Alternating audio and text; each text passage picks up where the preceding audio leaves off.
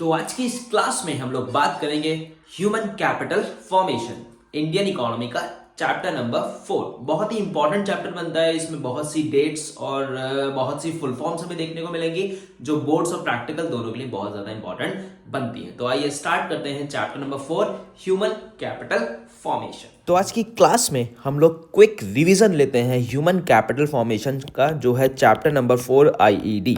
तो आइए स्टार्ट करते हैं chapter number 4 human capital formation. तो सबसे पहले चैप्टर में स्टार्ट होते ही आपको 3 डिफरेंस देखने को मिलेंगे, human resource, human capital and human capital formation. तो आइए जानते हैं इन तीनों में डिफरेंस क्या होता है। ह्यूमन रिसोर्स क्या होता है? ह्यूमन रिसोर्स का मतलब होता है इट रेफर्स टू एबिलिटी। मैं आपको लिख देता हूं, इसका मतलब होता है ability for skill and expertise. कितने लोग हमारे यहाँ स्किल्ड हैं और कितने एक्सपर्टाइज हैं, ठीक है। और वो स्किल एंड एक्सपर्टाइज हमारी इकोनॉमी में कितना वैल्यू एडिशन कर रहे हैं। वैल्यू एडिशन का मतलब है वो कितना हमारी इकोनॉमी को ग्रो करने में हेल्प कर रहे हैं। वो होते हैं ह्यूमन रिसोर्स, जिनके अंदर बहुत सी स्किल्स होती हैं और बहुत सी एक्सपर्टाइज होती हैं और जो हमारी इकोनॉमी में वैल्यू एडिशन करते हैं। वैल्यू एडिशन का सिंपल सा मतलब होता है कि कैसे वो हमारी इकोनॉमी में ग्रोथ करेंगे, ठीक है।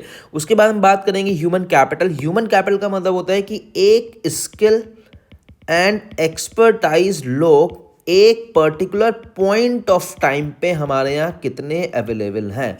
मतलब जैसे हमने देखा 2025 और 2024 के बीच में हमने 10,000 लोगों को फॉर्मेशन किया, ठीक है। मतलब 2 लोग पूरी तरह से बनके तैयार हो गए। मतलब इन्होंने पूरे साल पढ़ाई करी और ये 10 डॉक्टर या 100 डॉक्टर बनके तैयार हो गए। तो ये होगा ह्यूमन कैपिटल की कितने स्किल एंड एक्सपर्टाइज हमने एक समय पे आने के बाद प्रिपेयर किए, ठीक है। ह्यूमन कैपिटल फॉर्मेशन का मतलब होता है जो अभी फॉर्म हो रहे हैं।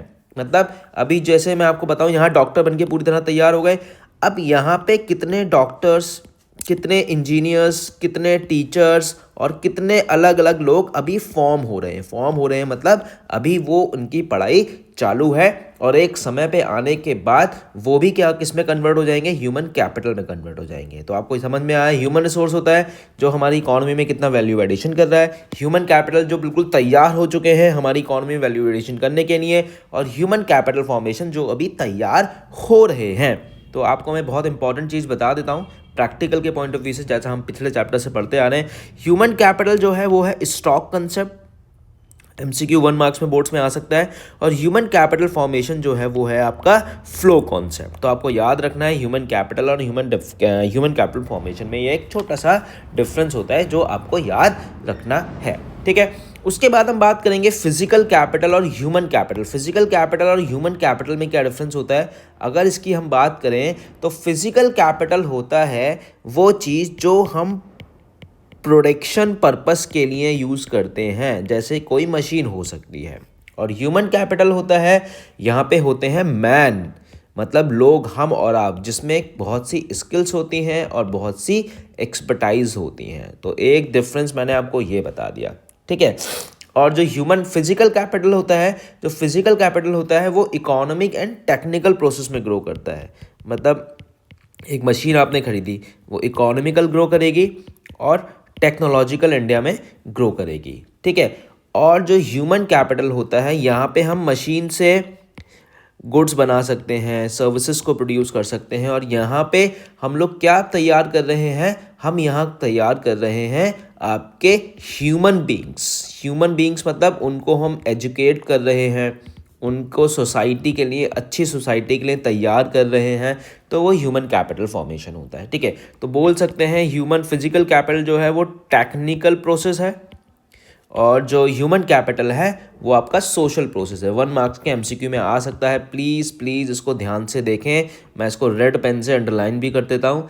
जो ह्यूमन कैपिटल है वो है सोशल प्रोसेस और जो टेक्निकल प्रोसेस है वो है आपका फिजिकल कैपिटल। क्लियर हो गई बात, ठीक है। नेक्स्ट अगर हम बात करें तो नेक्स्ट आपसे कह रहा है कि जो ह्यूमन कैपिटल है वो तो टेंजिबल है, वो फिजिकल कैपिटल है वो टेंजिबल है, विच कैन बी सीन, एक मशीन को आप देख सकते हैं। लेकिन जो ह्यूमन कैपिटल है वो कौन सा है? वो इनटेंजिबल है। आपको नहीं पढ़ा, आपको नहीं पता कि जितना कोई इंसान किसी को पढ़, सपोज मैं आपको पढ़ा रहा हूँ, आपको कितना समझ में आ रहा है वो मैं देख नहीं सकता ना। तो एक वो होता है टेंजिबल फिजिकल कैपिटल, मुझे पता है मैंने मशीन बनाई, मशीन दिख रही है, काम सही से कर रही है नहीं कर रही है।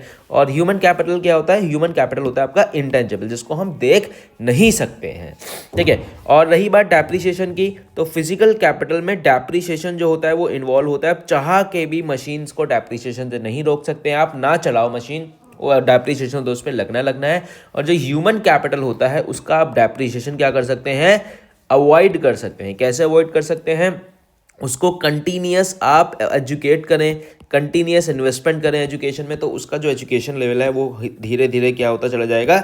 बढ़ता चला जाएगा। और मशीन्स का जो प्रोसेस है वो कितना भी आप संभाल के रखो, वो एक टाइम पे आने के बाद क्या होती चली जाएगी?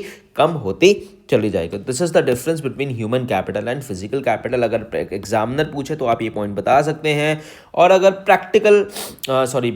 लिखने के लिए आए तो भी आप ये पॉइंट्स को अच्छे से एक्सप्लेन कर सकते हैं।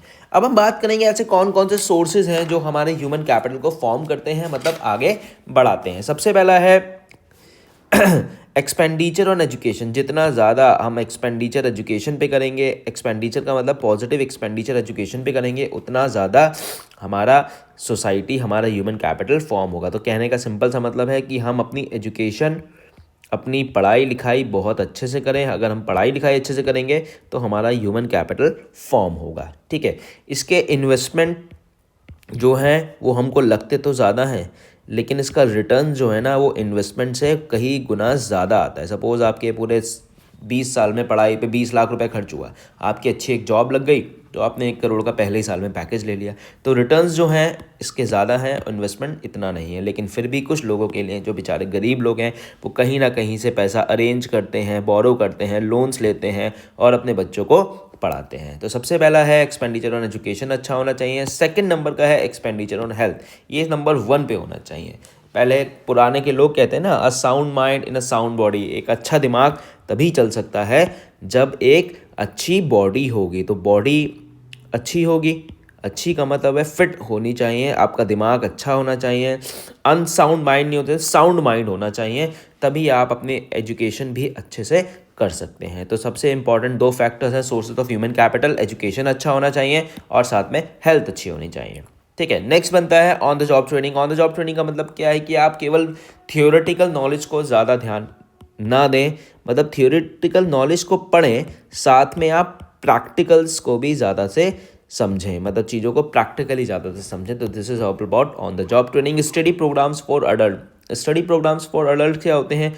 इकोनॉमी में, आपके स्कूल्स में, आपके कॉलेज में बहुत सारे NGOs आते हैं, कभी कभी SO आते हैं, कभी कभी CO आते हैं, पुलिस वाले आते हैं, जो आपको एडल्ट प्रोग्राम्स के बारे में एजुकेट करते रहते हैं, जो आपको बताते हैं, समझाते हैं कि आप और अपने आप को कैसे बेहतर बना सकते हैं। तो this is study program for adult. उसके बाद है माइग्रेशन। माइग्रेशन का मतलब आप सबको पता है, एक जगह से दूसरी जगह जब हम किसी काम को करने के लिए जाते हैं, ठीक है। जैसे सपोज विलेज के लोग जो हैं वो सिटीज़ में चले गए, शहरों में चले गए काम करने के लिए, ठीक है। इंडिया के लोग बाहर चले गए, US चले गए काम करने के लिए। तो माइग्रेशन जो होता है, कॉस्ट तो माइग्रेशन की कम होती है लेकिन उसका रिटर्न्स बहुत ज़्यादा होता है। लेकिन आज के टाइम में नेगेटिव माइग्रेशन बहुत हो रहा है। जो लोग अच्छे से पढ़ लिख रहे हैं भारत में, वो US या बाहर की कंट्रीज़ के लिए जॉब करने चले जाते हैं, जिससे इंडिया के इकोनॉमी को थोड़ी थोड़ी प्रॉब्लम्स होना स्टार्ट हो गई है, ठीक है। तो ये हो गए आपके फैक्टर्स जो आपको ध्यान रखने हैं, sources of human capital formation. Next बात करें ह्यूमन कैपिटल फॉर्मेशन की,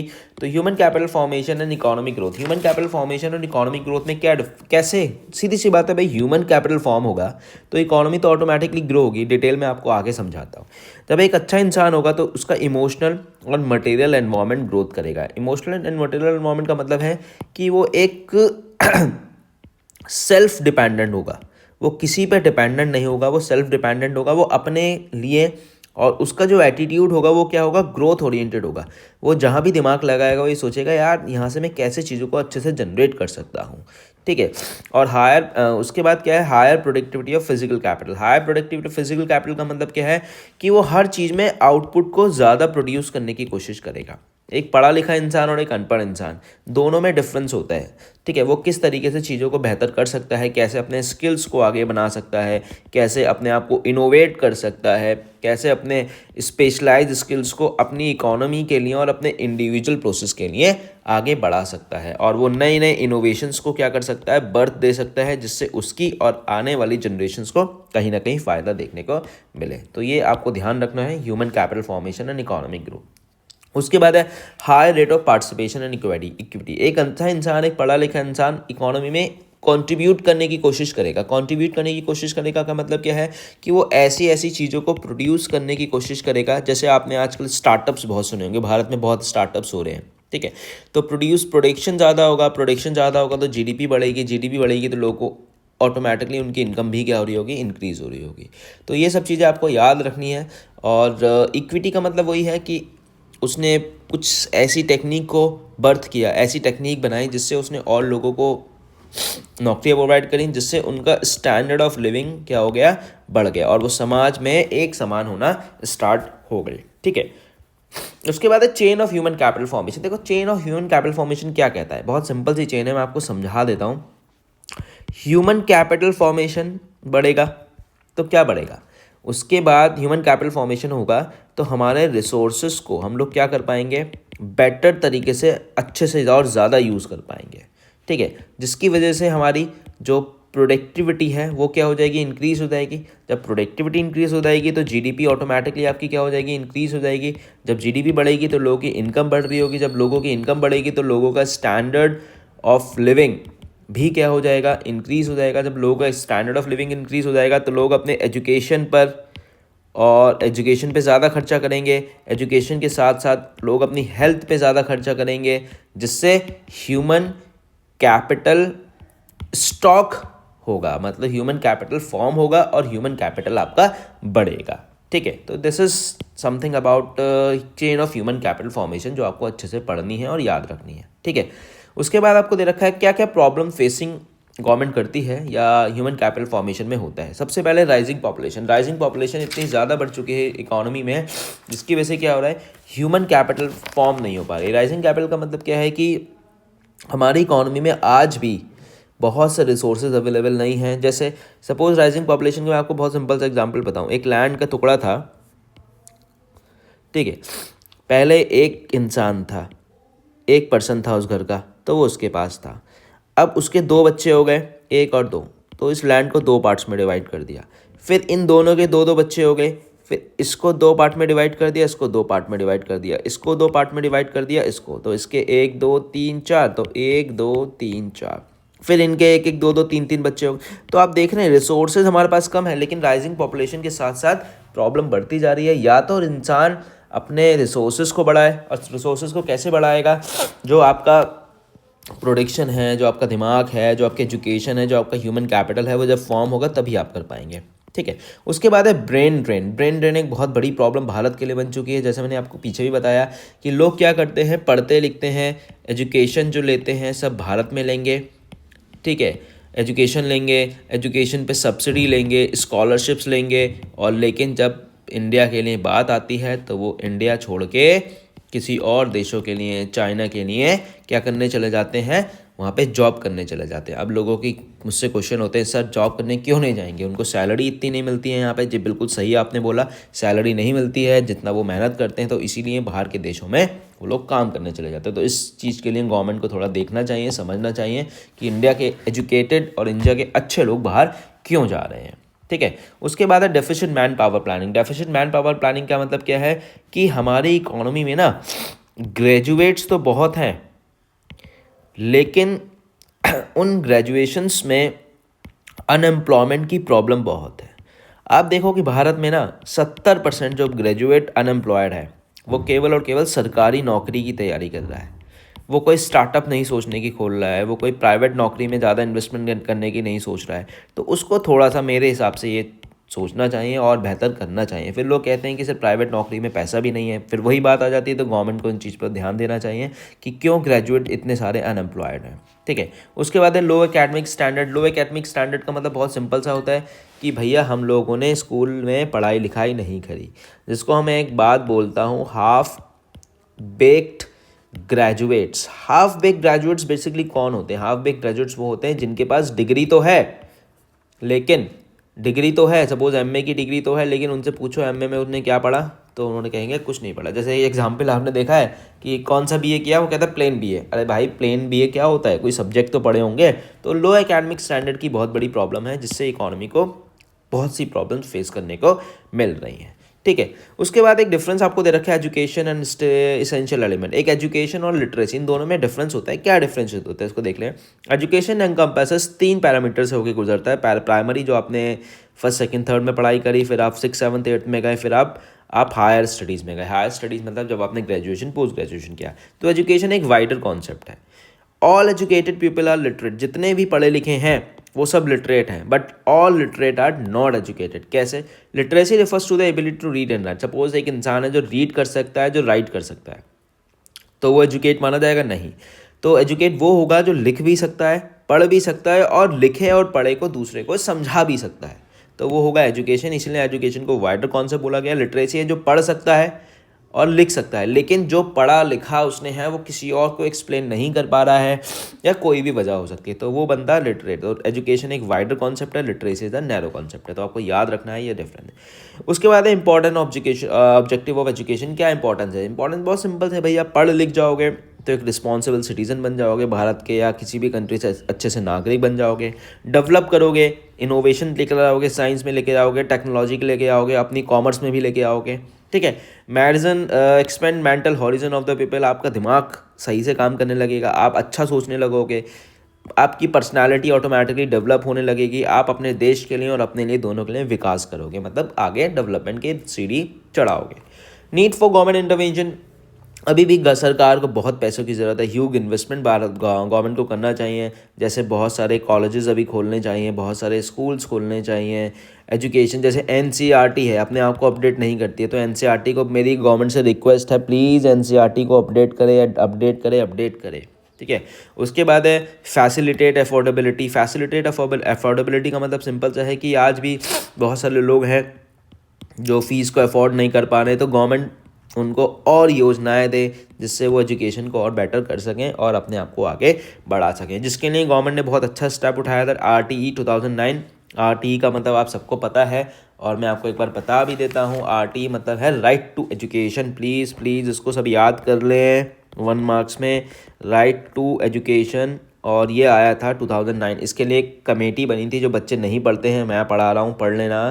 तपस मजुमदार कमेटी, जो एजुकेशन के लिए बनी थी। प्रैक्टिकल में पूछ लेगा कोई ढंग का टीचर आ गया तो, ठीक है। तो ये इसको पढ़ लेना, तपस मजुमदार कमेटी, RTE 2009। ठीक।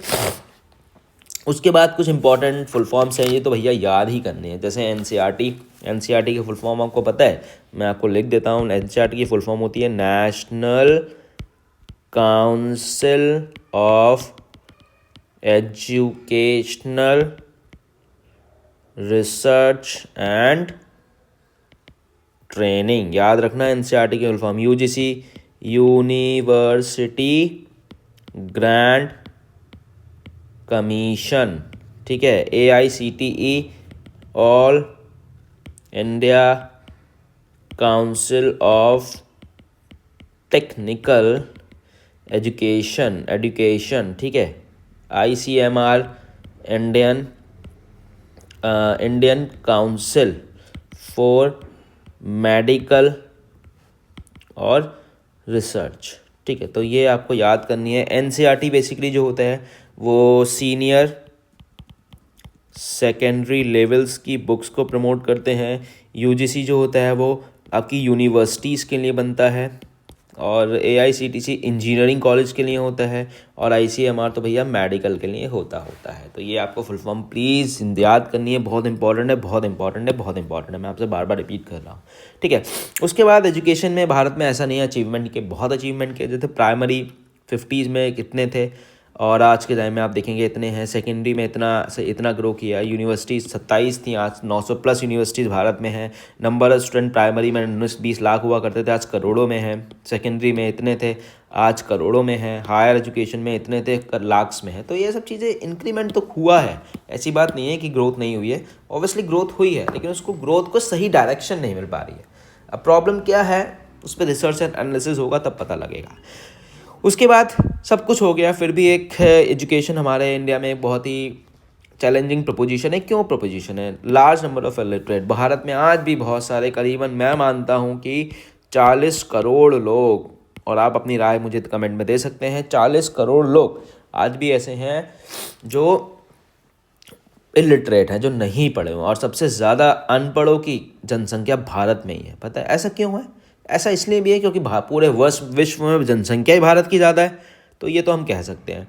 ठीक है, उसके बाद है इनएडुकेट वोकेशनलाइजेशन। वोकेशनलाइजेशन का मतलब क्या है कि आजकल आदमी जो है ना वो डिग्री ओरिएंटेड हो गया है। अरे यार मुझे डिग्री मिल जाए बस, मैं ग्रेजुएट हो गया, पापा मैं ग्रेजुएट हो गया, मम्मी मैं अरे भाई ग्रेजुएशन में क्या पढ़ा? फिर वही बात, बीए किया। कौन सा बीए? एक प्लेन बीए किया। अरे भाई प्लेन बीए क्या होता है? ठीक है, तो यही प्रॉब्लम है यूथ में आज के टाइम में, जो अनएम्प्लॉयमेंट की प्रॉब्लम को फेस कर रहा है। उसके बाद क्या है? Gender bias. जेंडर बायस तो एक बहुत समय से, सदियों से चला आ रहा है हमारे यहाँ। जेंडर बायस में दो ही हैं, मेल और फीमेल्स। तो मेल्स और फीमेल्स में डिस्क्रिमिनेटरी बहुत ज़्यादा है, इसमें आपको क्या ही बताऊँ। आपको पता है बहुत सारे लोग आज भी हैं जो बच्चों को लड़कियों को 8 क्लास तक पढ़ने देते हैं, उसके बाद नहीं पढ़ने देते हैं। तो हर जगह है, इसमें ज़्यादा मैं बोल नहीं सकता। लो रूरल एक्सेस क्रेडिट, और गांव में आज भी ऐसे विलेजेस हैं जहां पे एजुकेशन नहीं पहुंच पा रहा है, और पहुंच पा रहा है। देखो पता है, टॉप अथॉरिटीज़, टॉप गवर्नमेंट, जो सेंट्रल में गवर्नमेंट है वो तो रिसोर्सेज अवेलेबल कर रही है, लेकिन नीचे आते आते आते आते जैसे 100 रुपये दिया ना, तो वो 100 आते आते 10 रह जाता है। तो नीचे के जो लोग हैं ना, जो लोअर लेवल के लोग हैं, जो पंचायत लेवल के हो गए और जो आपका स्टेट के हो गए, नगर निगम टाइप से होता है, वो चीज़ें को वहाँ तक नहीं पहुँचने दे रहा है। बीच में स्टेट खा जाता है, सेंट्रल देता है, बीच में स्टेट खा जाता है नीचे, तो बट मिलते मिलते मिलते बच्चों को बहुत कम मिल पाता है। ठीक है, उसके बाद एक प्राइवेटाइजेशन हो गया। प्राइवेटाइजेशन होने के बाद कॉस्ट तो एजुकेशन की बड़ी है, बहुत से एजुकेशन महंगे हो गए, जिसकी वजह से बहुत से लोग उसको नहीं खरीद पा रहे हैं, क्या ले पा रहे हैं। Low government expenditure on education, government आज भी इतना कर रही है, लेकिन हमको ये लग रहा है कि सरकार एजुकेशन पे पैसा कम खर्च कर रही है। सरकार को एजुकेशन पे और पैसा खर्च करना चाहिए, शायद हम पढ़ लें। ठीक है, so this is all about human capital formation. I hope आपको समझ में आया होगा, और आपको समझ में आया हो तो प्लीज़ मुझे कमेंट करके ज़रूर बताएं, और इससे पहले वाली वीडियोज़ को आप देखें। कोई डाउट हो तो आप मुझे पूछ सकते हैं, और मुझे इंस्टाग्राम पे भी फॉलो कर सकते हैं, यहाँ से आप QR स्कैन कर सकते हैं। अदरवाइज़ कहाँ गया QR? हाँ ये, अदरवाइज़ आप द इकोनॉमिक्स अब सर्च भी कर सकते हैं, जिसमें आपको मैं मिल जाऊँगा। चलिए मिलते हैं, thank you so much next video में चैप्टर नंबर 5 के साथ।